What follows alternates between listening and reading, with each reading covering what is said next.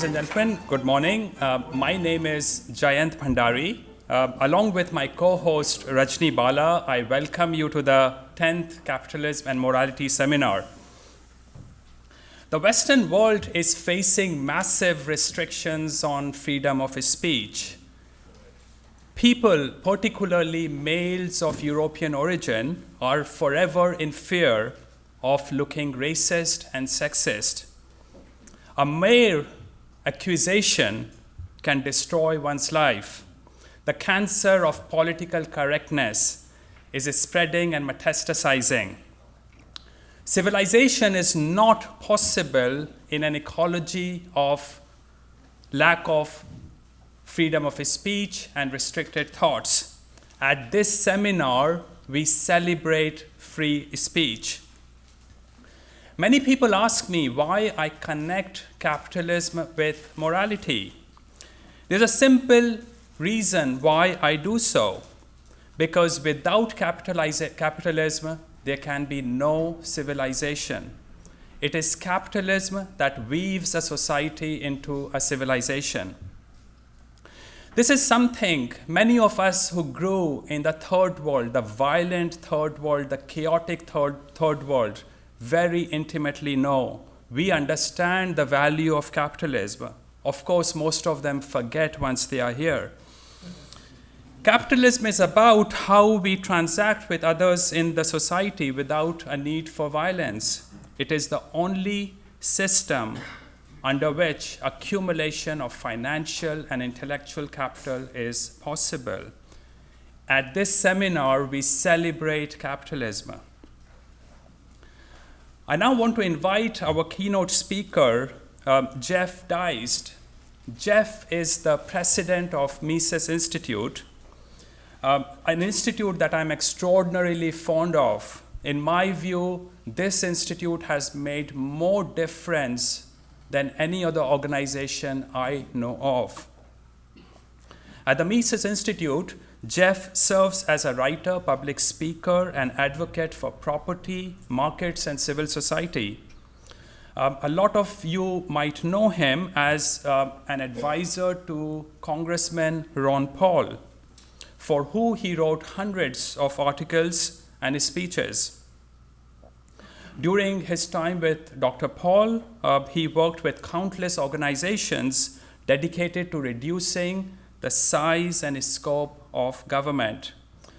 Jeff will speak on the pretense of democracy. Ladies and gentlemen, please give a warm welcome to our keynote speaker, Jeff Deist.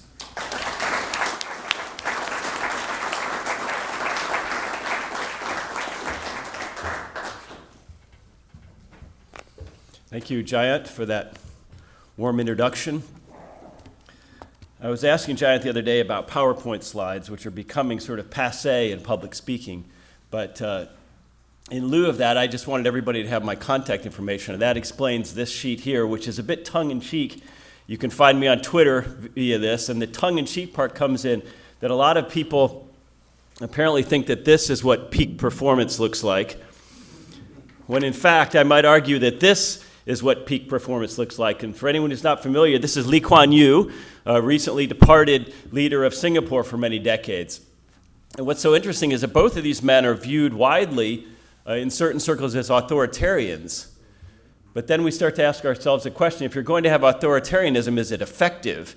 And so organizations like the World Bank and Freedom House like to put out statistics and rankings. And interestingly, during Lee Kuan Yew's tenure in Singapore, the World Bank's ranking of abuses and political corruption and government effectiveness and enforcement of the rule of law and infant mortality, Singapore generally did at the very top of those indices, oftentimes did better in that World Bank ranking than the United States. Now, Freedom House, which is another organization, puts out a ranking of democratic participation and personal liberties.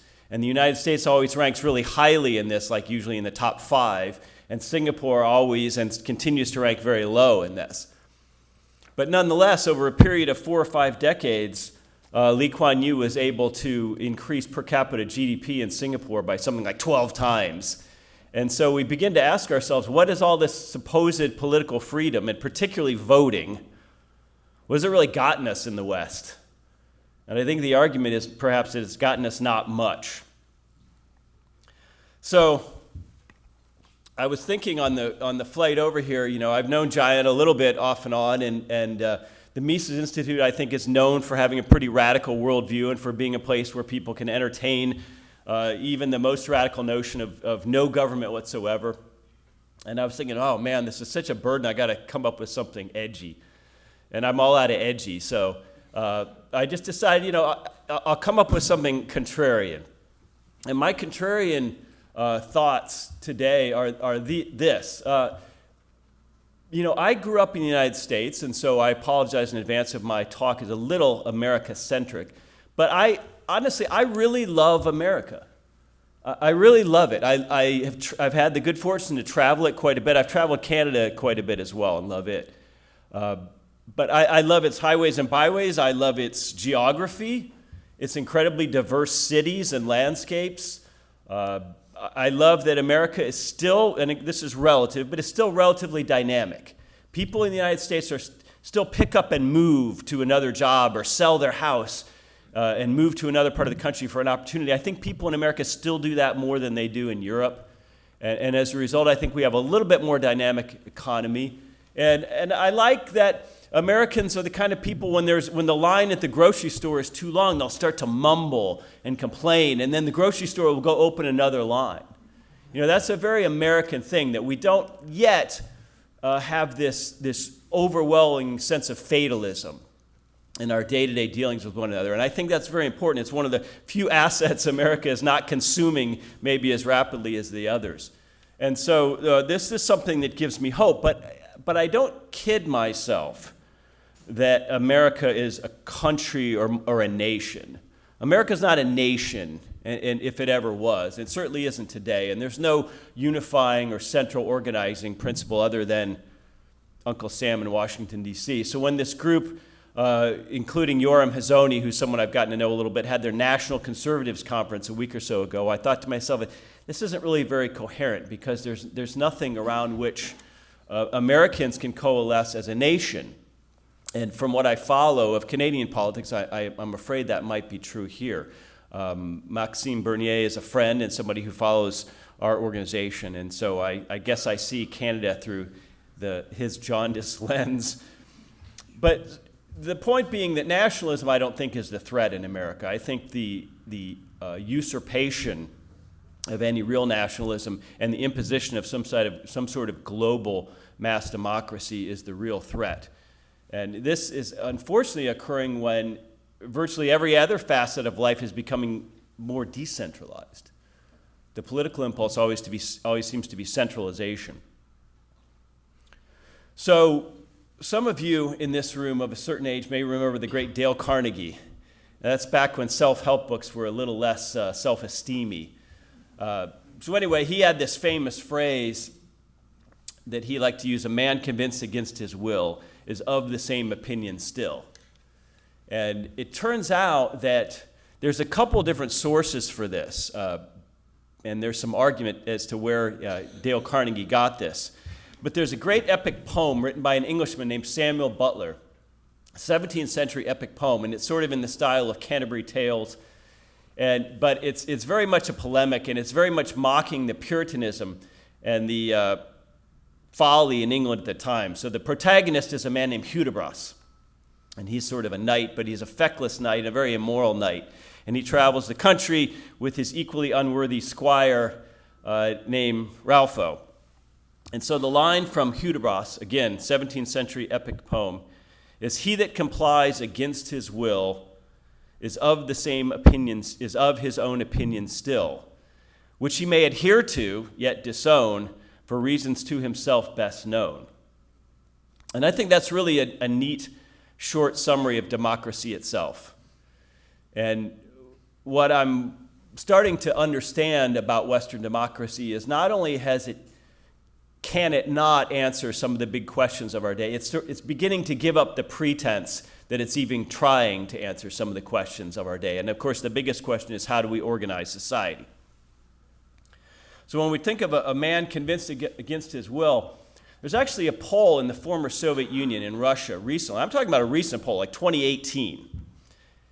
And in this 2018 poll, 70% of Russians polled think that Stalin's rule was good for the country. Stalin won World War II. He was the great modernizer. He protected them against the Nazis. There are actually millions of people still alive, older people in Russia, who absolutely pine for the old Soviet system when they sort of knew what their job was and they knew what they would wake up and do every day. They actually preferred that. So the fact that that system collapsed and that we now have kind of a bizarro form of capitalism in Russia hasn't changed everyone's mind. Everyone didn't just wake up one day and say, oh, you know, we were wrong, the West was right, planned economies don't work, capitalism is the way. That's not how humans operate. As a matter of fact, over 50% of Russians view Stalin with admiration, respect, or sympathy today. So much for learning history, so much for historical knowledge, giving us informed voters. So when we talk about democracy, and we talk about it critically, which is a big no-no, there's generally two kinds of critics of democracy, and the first kind is often found in academia. People with academic tenure maybe feel like they can go out a little farther on that limb and criticize democracy. A good example would be Jason Brennan. I don't know if any of you know him. He's a philosophy professor at Georgetown. And he has a pretty interesting book called Against Democracy. And he lays out sort of the case, you know, we don't really have these informed voters who are making noble choices for the benefit of their country. That's not really how it works. So it's almost a public choice argument against low information voters. And I'm sure many of you in this room are familiar with Hans Hoppe's critique of democracy, which is generally that it creates high time preference politicians and it creates high time preference voters. The politicians benefit from creating all kinds of programs that won't be paid for many, many years or decades. For example, social insurance systems in America. And so they consume capital, especially future capital, whereas a monarch perhaps has at least some incentive to build or contain the capital of a country.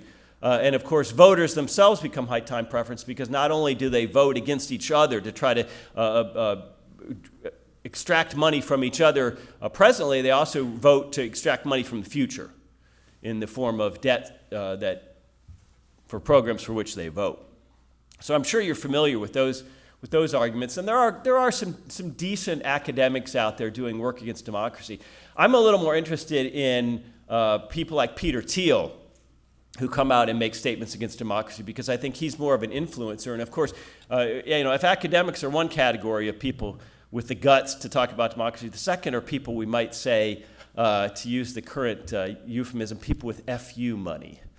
And so, we can all ask Doug Casey, what's that like? We'd love to know. And so Peter Thiel is actually remarkable in some of his public pronouncements, considering he's a shareholder in public companies like eBay and Palantir. So I got to give him props for that, because a lot of people, a lot of CEOs or big shareholders in public companies are really sort of streamline their statements. But he had this great statement in an interview a couple years ago. He said, "I no longer believe that freedom and democracy are compatible." Pretty good statement. And he says the 1920s were the last decade in American history during which one could be genuinely optimistic about politics. I think he might be about a decade ahead. I kind of view World War I as the real beginning of the end of the West. But nonetheless, he's got an interesting point, because ever since then, democracy has kind of become a shell game where we try to figure out how to get the other guy or gal to pay. And what's so fascinating about it is that elites, our wonderful elites, spent the whole 20th century telling us that democracy was wondrous, that democracy is not only good and benign and an efficient way to organize society, but it actually creates a form of legitimacy, that a democratic society is a legitimate society, a just society, and that democracy gives us at least the appearance of consent. We voted for the government that we've got. So this is something that elites have used, I think, very capably to help bolster their own elite status, while giving us all this illusion that we're the government, that we're all part of we the people. And of course, we know that that's not true. But what's so ironic is that after spending that same 20th century telling us this, Mr. Trump comes along and Brexit comes along and a few other right-wing groups come along in Europe, and all of a sudden sacred democracy is not so sacred anymore, and it becomes this bad thing called populism. We can't have populism, right? Which is, to me anyway, it's just another word for democracy good and hard. If populism means a hostility towards elites, then I'm all for it. Because as far as I'm concerned, elites, financial, political, media, corporate, banking, well nigh screwed up the 20th century. And I think to the extent elites either became elite or maintain their elite status via their sort of cozy relationship with the banking system and with states, then I'm fully convinced that there's no dichotomy between populist sentiment and the impulse towards freedom. I think they're perfectly compatible. And I'm always suspicious of people who look down their noses at populism. Now, when we talk about this idea of consent, that democracy means legitimacy because you've got the consent of the governed, we just go back to this Trump election in 2016. Just 77,000 some voters in 3 swing states, Pennsylvania, Wisconsin, and Michigan. If Hillary Clinton had just gotten about 77,000 additional votes in those three states, she would be the president, and you know what elites would be saying? See, in the end, democracy works. The American voters were too smart to be fooled by this real estate huckster, this con man. And so, at the end of the day, everybody knew that Hillary Clinton was the progressive candidate and that she would be the new direction for the West, a great triumph for feminism, the first female president, etc. And this once again shows us the wisdom of democracy. So 77,000 people out of a country of 320 million are enough to swing us from that narrative into, oh my gosh, we just elected, an insane person. People on the left in America are still literally having a psychological breakdown over the idea that this man won the election, and literally because of the psychological discomfort this causes, because it just doesn't compute with their worldview that this gentleman could possibly become president. They've sort of created these narratives like Russian collusion and meddling to make it more psychologically comfortable. That's what we do when events in our lives come along, like a painful death of a loved one or a divorce or something. We almost sort of create a narrative in our head to make that more comfortable for us. And that's exactly what the left's done and continues to do. So even if you consider all of the states that Trump swung from Obama a few years earlier, that's only something like 700,000 voters. So 700,000 people, again, in a country of 330 million, are enough to plunge us into some sort of collective psychosis and have us at each other's throats. This is not a system that's working, as far as I'm concerned. And if we want to talk about consent, we can go back to Ronald Reagan's landslide victory in 1984. This is considered one of the biggest landslides in national politics in U.S. history. Reagan won virtually every state except for, I believe, Walter Mondale's home state of Minnesota and the District of Columbia. He won 54 million votes in that landslide, that epic landslide that gives him a complete victory that no one could ever question, that gives him the consent of the voters. He won about 54 million votes in that election out of, at that time, 235 million Americans. That's 22%. That's 22% of Americans in a landslide. Is that legitimate? Does that mean Ronald Reagan had the consent of the voters? I don't think so. And what's so interesting, and we see this in people who are diehard Hillary fans today, is Ludwig von Mises had this great quote. And of course, being a war veteran of what they called the Great War, the First World War, he didn't use war metaphors lightly. He's someone who saw actual combat as an infantry officer in the Austro-Hungarian army. So he has this quote: "The situation of having belonged to a state to which one does not wish to belong is no less onerous if it is the result of an election than if one must endure it as the consequence of a military conquest." And isn't that interesting? I honestly feel that a lot of people on the left in America feel that they live in an occupied country, that there's a hostile occupying government known as the Trump administration. And the fact that this occurred via some vote as opposed to tanks rolling in from out of Trump Tower across the land is really of no matter in a certain sense.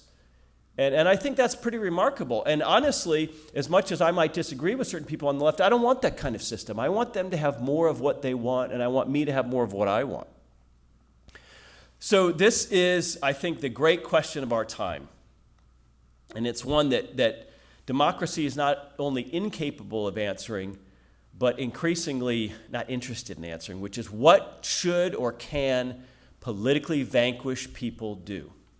What can they do? What should they do? What are the respective rights and responsibilities of political majorities and political minorities in any society or political system?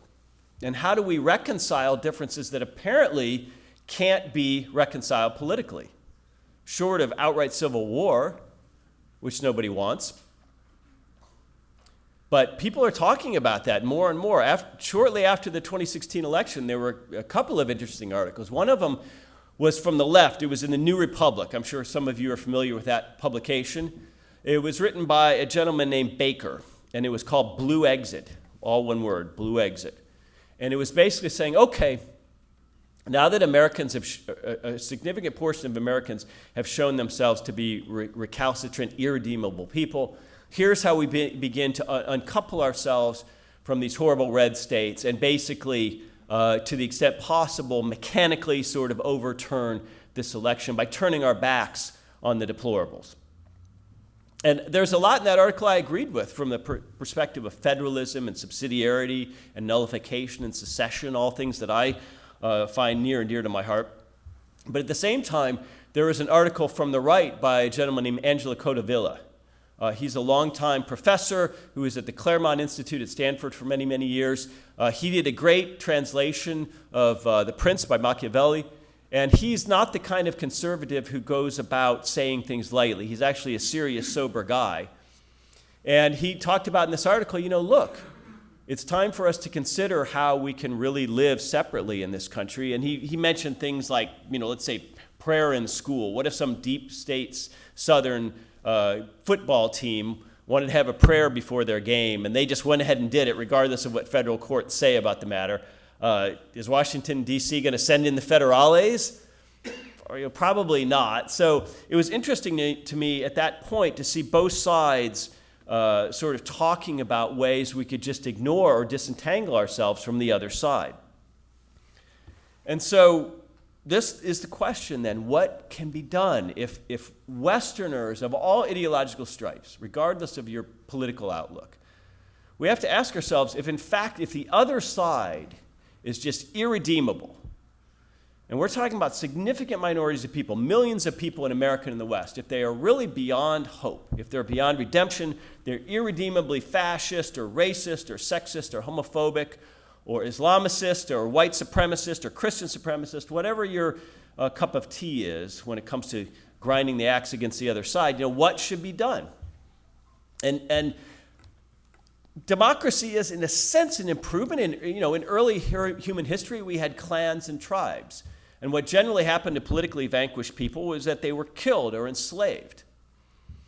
And then we fast forward into the era of monarchs, and what happened to politically vanquished people in that era? Well, generally they were made subjects, and they found themselves under the rule of a new king or queen or prince or whatever it might be. And then you fast forward to the 20th century and the century of mass democracy, and what becomes of political minorities then? Well, they generally aren't, not always, but they generally aren't killed or enslaved, and they generally aren't made subject to a king or queen, but in a sense, they're still under the rule of a conqueror. And so I think as a society, we need to grapple as technology grows, what's the next evolution? What's the next turn of rights for political minorities? And democracy doesn't want to address that. It wants to say, there's winners and losers. What's that next evolution? That's what I'm so fascinated by. But if you read what a lot of people are saying today, not very happy thoughts. Should political minorities be killed? Should they be deported? Should they be put into some sort of re-education camps like China used to do until they begin to accept the correct political and social views? Should they be forced into some sort of low caste status and run out of careers and polite society, which is actually happening in the West? Absolutely. How should we deal with political losers? And for those of us who believe in capitalism and freedom, I think these aren't rhetorical questions. I think this goal we've had of somehow persuading 51% electoral majorities in Western countries in America to vote for what we would consider a reasonable, let's say, liberal candidate or liberal party, very, very difficult. This is heavy lifting, folks. In the United States, it takes about 70 million people to win a national election. 70 million people, not 5 or 10. And of course, even if you somehow manage to do this, we have deep administrative states in the United States and Canada and in the West that don't come and go with administrations or politicians or leaders anyway. I mean, those administrative states may be, in effect, unoverturnable. So, Washington, Brussels, they're pretty much out of the reach of voters. And as state power grows, as these Leviathan governments become more and more involved in every facet of life, the dangers that poses to political minorities increases. It becomes more and more dire. So what's the answer to all of this? Very, very difficult. And of course, nothing's perfect. Human beings tend to muddle through. But we'd like to think that as technology advances, as material conditions hopefully advance, that we can do a better job of dealing with these thorny problems. That we can do a better job of coordinating between ourselves, of organizing society in ways that political minorities have more rights or aren't trampled. And I think Mises really had the perfect solution to this in an imperfect world. And he had this solution over 100 years ago. He began writing in the interwar years after he came back from what's now World War I. He wrote a book that he'd been thinking about for years called Nation, State, and Economy. It came out in 1919. And he's wrestling with this idea of nationalism because nationalism was, of course, what caused the Kaiser to be belligerent, or is the form in which German belligerents took, for example. And so he says, could we have sort of a liberal nation? Or is that an oxymoron? He decides that it isn't. He says, look, nations can be organic. Nations can pre-exist and predate the governments that control them. Nations can be internally coherent. And for Mises, coming out of the patchwork of what was the Austro-Hungarian Empire and a lot of principalities coalescing into, let's say, modern Germany, for Mises, one of the key organizing principles was languages, because Europe was such a polyglot mix. There's so many linguistic differences. And he wrote a lot about how, linguistic minorities are going to have a real hard time in any country, and they deserve the right to separate and segregate themselves politically. So we hear in the 20th century that nationalism is bad, that nationalism is illiberal, that it's aggressive, that it veers into fascism. And Mises, at least in 1919, prior to World War II, didn't see it that way. He said, I think a nation can be liberal. I think there can be a nationality principle. But here's what it requires, and this is the tough part. It requires a degree of absolute self-determination. And that means within a territory, potentially the idea of secession, of small groups breaking up into smaller and smaller administrative units. He was a big champion of this. Not always easy, but this is what's required if we're going to let people be free. He also thought it required peace. In other words, if we allow nations to exist, if we encourage the nation state, it has to be peaceful relative to its neighbors. Once it becomes imperialistic and expansionist and starts to go outside of its borders, then it's no longer what we might call a liberal nation. And finally, in addition to self-determination and peace, it requires free trade, because trade is the way that different nations get what they need from each other in efficient ways. And if we don't have trade, then nations tend to want to become an autarky. And very few nations have everything they need within their borders to sustain themselves. Look at some place like Japan, for example. So if they can't trade with their neighbors in the world, then they might have to go out and plunder and colonize in search of food or crops or energy or whatever it might be. So this nationality principle, has been around. The concept's been around, and Mises really perfected it and expanded on it In another book he wrote in the same period, The Interwar Years in Liberalism, 1927. So this is a book where he came out and he said, look, these frictions exist, they're going to exist, but what we need to promote is the idea of federalism or subsidiarity or secession down to the smallest possible administrative unit. It seems to me that a lot of our elite friends want to go in another direction. They want to take government beyond the local level to the state level, to the regional level, to the national level, and now to the supranational level. In other words, they want to move more and more political power away from local people in direct contravention of what Mises argued 100 years ago. And I think that's the fatal error of our time, is political globalism. So what if the big question of the 20th century isn't fascism versus liberalism? What if it's not nationalism versus globalism? What if it isn't even socialism versus capital? But what if the big political question of the 21st century isn't so much what government policies one has to live under, but what level of governance is most important to your life? In other words, what if the level of government almost becomes the ideology in itself? And I like to read Nassim Taleb. Some of you are probably familiar with him, the Black Swan author. He had a great tweet a couple months back where he said, I consider myself a libertarian at the national level, a Republican at the state level, a Democrat at the local level, and a socialist at the family level.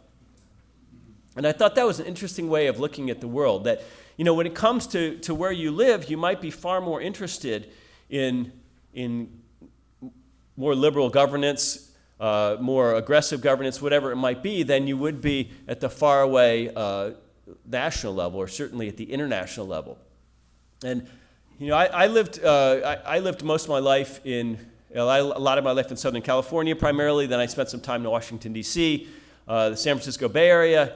And then after all these years, my long-suffering wife finds us moving to Auburn, Alabama, a college town of about 70,000 people. And so we started to look at real estate listings, and all of a sudden she perked up. Because instead of a 1965 Rambler for $900,000, you could buy a beautiful home for $280,000. And so that sort of changed the calculus a little bit. And so we moved to this nice, beautiful little college town, very bucolic. And it turns out that we have a city council by zone. And my city councilwoman, who's a very nice lady, lives about a block away from me. And I run into her at the public supermarket from time to time. And I had a little beef with a traffic light. So what did I do? I called my city councilwoman, whose cell phone number was listed on the Auburn city government website, the website is very clunky. It looks like 1997. But so it rings a couple times, and she picks it up. And she says, hello, and I talked to her about my problem with this traffic signal. And she said, well, why don't you come to the next city council meeting? I'm not a government kind of person. Okay, this is all new to me. But again, I'm trying to get into the spirit of this new town. So I go to the city council meeting, and I present my case, and I say, this is really causing some problems. It ought to be a yield sign, yada, yada. And so they changed it. And I thought, oh my God, am I becoming some sort of political activist? I need to rethink my life here. But I mean, when I lived in California for many, many years, call the DMV. Call the 800 number for the DMV and see what happens. I hope you've got about 4 hours and some coffee, because that's, you're going to be pressing 1 and 8 and 7. And, so this was very, very interesting to me. And if we look at Switzerland as an example, the federalist system in Switzerland, where you have the national government, which is very, very limited, and it says so in their constitution. If you go to the Swiss government's website, which is very interesting because it's very humble, and of course it's in 4 or 5 languages, it's perfect, like everything the Swiss do. And so there's a little link you can click, and it talks about the subsidiarity principle in Switzerland. It basically says, we don't really know what's best for everyone in Switzerland. We like to push things down to either to the canton, which is their state, 26 cantons, or to the communal level, which is commune being their word for cities, because we don't really know what's best for local people. I mean, imagine if Trump and Hillary Clinton had said this sort of thing on the campaign trail when they were, in Honolulu or Iowa or wherever they were. I imagine Donald Trump saying, guys, I don't really know much about Iowa. It looks like there's some fields of wheat here, other things, very nice.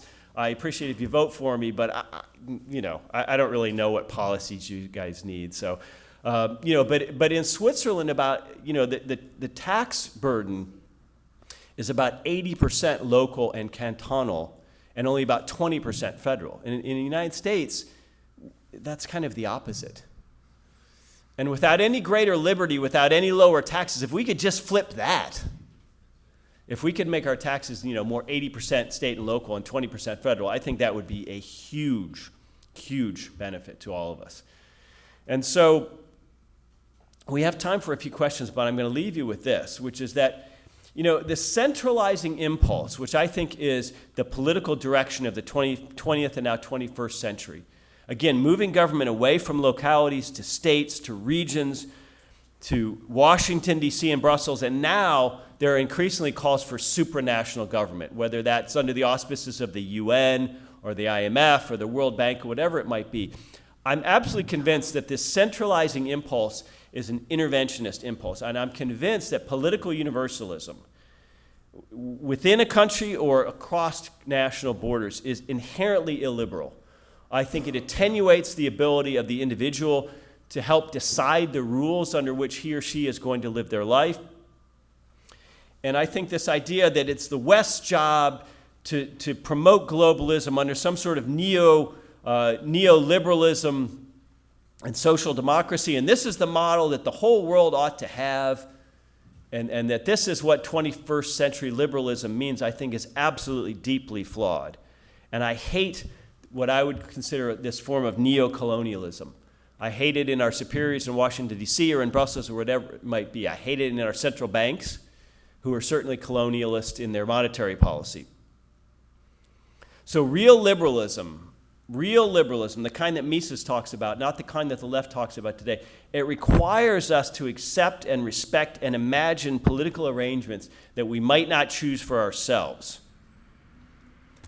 But here's the kicker. We better get busy making sure that it's not a one-way street. Thank you very much.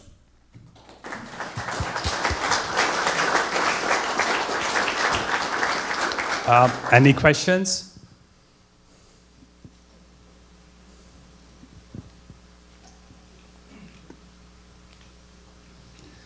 Thank you, John. So you mentioned that there's this great battle between the centralization of power and supranational states. How can you explain also this sort of like decentralization of states with like the Basque region, even here in Canada, Quebec, the Free State, the breaking off into their own individual states or nations or what have you. Where do you think this battle between this centralization and this decentralization is going in the next century? Well, I hope it's going towards decentralization, because that's the only way to avoid bloodshed. Quebec, I wish Quebec had won that vote, I guess, in the 90s. Catalonia, that's no joke with the Basques. I mean, that includes Barcelona. Barcelona, we're not talking about Alabama or something. Barcelona is one of the great European capitals. If that became independent, Catalonia, that would be a big deal. And I wrote a short article about that, and I had a bunch of Spanish libertarians send me nasty emails saying, no, you don't get it. These are a bunch of socialists. They're going to be far less free in this new Catalonia. Maybe so. But what they call the rump state, the remaining part of Spain, will also dispose of some of these left socialist people. Now, would there be some people in that new Catalonia who were worse off? Yeah, there would. I mean, you could say the same thing about the San Francisco Bay Area. That could easily be a country. That's 9 counties, about 9 million people. The San Francisco Bay Area tomorrow could have the whole panoply of left cultural and political and economic programs. Free healthcare, free school, high taxes, no guns, open abortion. You could have all that tomorrow in a country called Northern California. And would some people in that country maybe be harmed by that? Yeah, okay. But the vast majority of them would feel that they were better off anyway.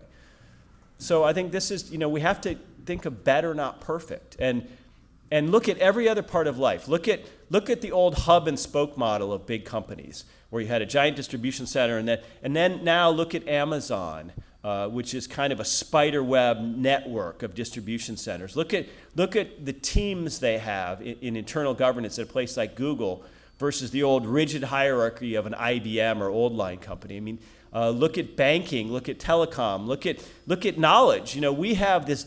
We don't need a university or a library as a centralizer. We can just pick up this deck of cards-sized phone in our pocket and have all the world's knowledge right there. That's tremendously decentralized. So every other part of life is becoming more and more decentralized. It's only government that's moving the other direction.